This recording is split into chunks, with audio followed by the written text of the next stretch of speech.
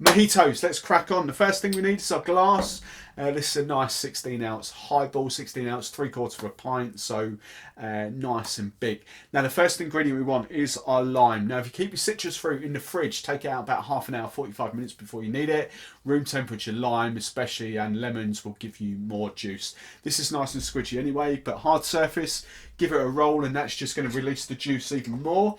Now what I'm going to do, I'm just going to whip that end off, tiny bit at the end, and then I'm going to cut it in half. And then I'm going to cut each half into 3 wedges. So it leaves us with 6 wedges in total. So got that there. Just need to go fishing for that one that I dropped. Now, what we can do, get our fingers in there. We're just going to squeeze all these lime wedges in. Okay. 2. So you can see these are properly nice and juicy. 3, 4. Look at that. Look, 5.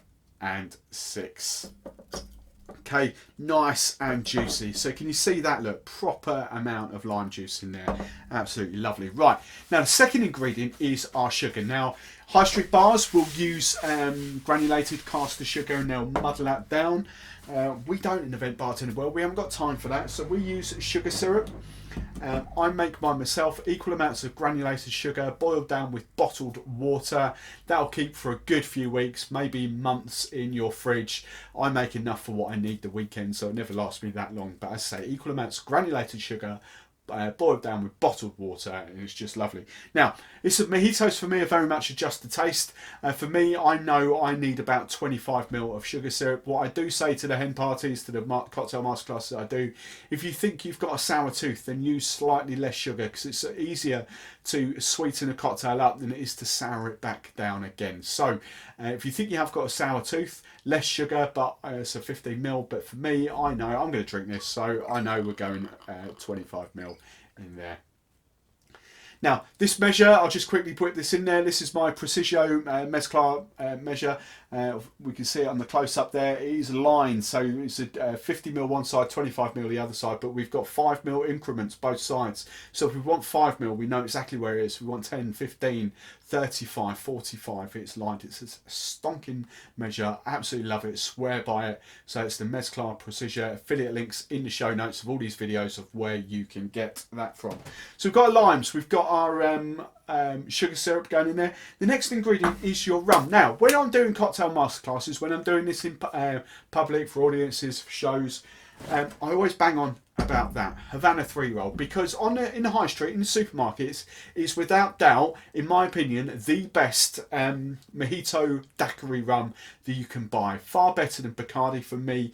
Just got a slightly different taste. It's unbelievable for that, and so that's why I use it in cocktail masterclasses. However, there is something better if you're willing to send away for it online. This is Plantation 3 stars, absolutely amazing. Jamaican, Barbados, Trinidad blend of white rums. It is stonking. It's, for me, it's the best martini, daiquiri, you know, Cuba Libras, all that kind of stuff. It's unbelievable and just takes mojitos to a whole new level. It's not that much more expensive. It's about, I get it wholesale for about 17, so 22, 23 pounds maybe for you guys. So again, affiliate links in the show notes. 50 ml, double bubble, all right? 50 ml in there. So our limes, our sugar, our rum is in there.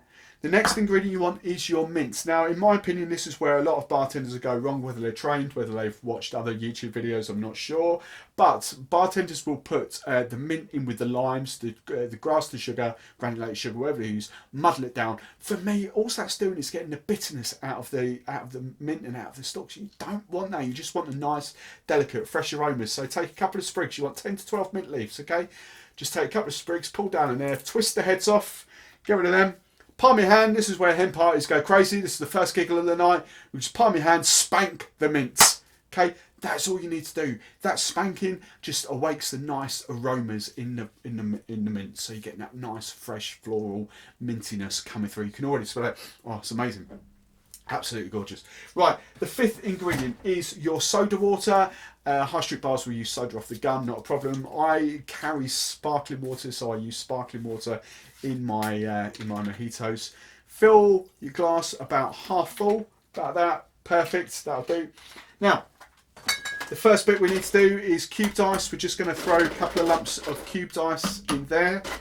Again, this is geared for you guys at home, not high street bars, cocktail mixologists or anything like that. This is all quick and easy hacks so you can do it for yourself.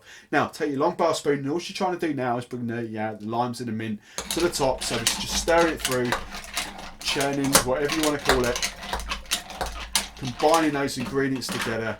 You can already see now, look, the liquid is 2/3 of the way up the glass. That is about perfect. Now all we're going to do, we're going to take some crushed ice. Because us bartenders, we love our crushed ice. Makes our drinks look really pretty.